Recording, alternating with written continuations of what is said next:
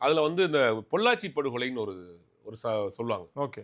அதுதான் வந்து அதான் நம்ம முள்ளிவாய்க்கால் சொல்லுவாங்க. ம், ம், இலங்கையில ம். நடந்த ஈழப்போர்ல வந்து முள்ளிவாய்க்கால் படுகொலை வந்து அதைவிட கொடூரமான ஒரு படுபாதக செயல் வந்து பொள்ளாச்சி படுகொலை. ஓகே. அதை படத்துல பார்க்குறப்போ உண்மையிலேயே மானமுள்ள தமிழரா இருந்தோம்னா கண் கலங்கிருவோம். ம், அப்படி ம். ஈரக்குழல் நடுங்குற மாரியான ஒரு காட்சி. அந்த பொள்ளாச்சி படுகொலை சம்பவத்துக்கு என்ன நடக்குதுன்னா, இத பத்தி விரிவா வந்து பேராசிரியர் ராமசாமி வந்து மொழிப்போர்ங்கிற ஒரு புத்தகத்திலயும் பதிவு பண்ணியிருக்காரு. பொள்ளாச்சி படுகொலைன்ற ஒரு பக்கத்திலயும் அது இருக்கு. ஓகே. இதுல பதிவு பண்ணப்பட்ட புத்தகத்திலயும் இருக்கு.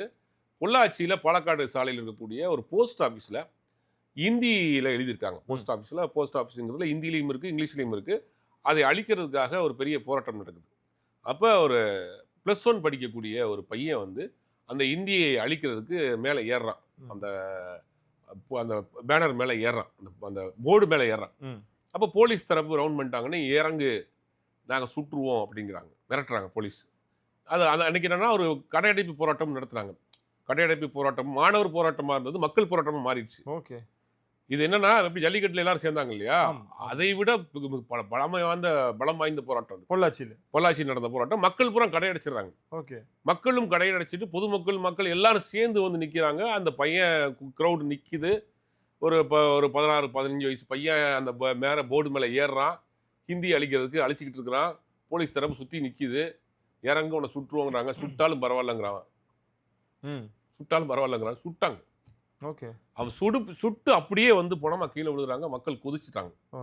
ஒரு 16 வயசு பையன கண்மாடி பார்த்து என்ன பண்ணுவாங்க? கல்ல விட்டு எறிகிறாங்க.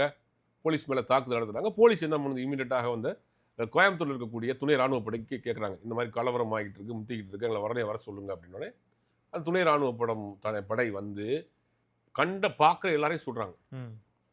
அந்த பொள்ளாச்சி முழுவதுமாக சுடுறாங்க. இன்னைக்கும் பொள்ளாச்சி இருக்கக்கூடிய ஒரு 60 வயது, 70 வயது கடந்த ஆட்கள் அன்னைக்கு சிறுவராக இருந்தவர்கள் வந்து அந்த அந்த சம்பவத்த சொல்றப்ப அப்படி பதர்றாங்க. அப்படி ஒரு பெரிய அது. ஒரு ஒரு 10 வயசு பையன வந்து ஒரு ஒரு ஆள் மேல பின்னாடி ஒளிஞ்சுக்கிறான். ஒரு 10 வயசு பையன் ஒரு பெரியவர் பின்னாடி ஒளிஞ்சுக்கிறான். ம். போலீஸ் கண்டவங்கலாம் சுடுது. அந்த பையனின் அந்த அந்த 60 வயசு ஆள சுட போறாங்க. இந்த பையன் பயந்து போய் ஒளிஞ்சுக்கிறான். இந்த 60 வயசு ஆள் மேல பட்ட புல்லட்டு இவருடைய வகுத்துக்கு பின்னாடி போய் 10 வயசு பையனோட நெத்தியில போட்டு அப்படியே இருக்காங்க. 2 பேரும் இருக்கிறாங்க. ம். இதெல்லாம் லைவா அந்த புத்தகத்துல பதிவு செய்யப்பட்ட விஷயம். ஏன் இதெல்லாம் சொல்றேன்னா, ஒரு மொழிக்காக எவ்வளோ பெரிய போராட்டத்தை கையில் எடுத்திருக்கிறாங்க. எவ்வளோ பெரிய வரலாறுகள் நமக்கு இருக்கு.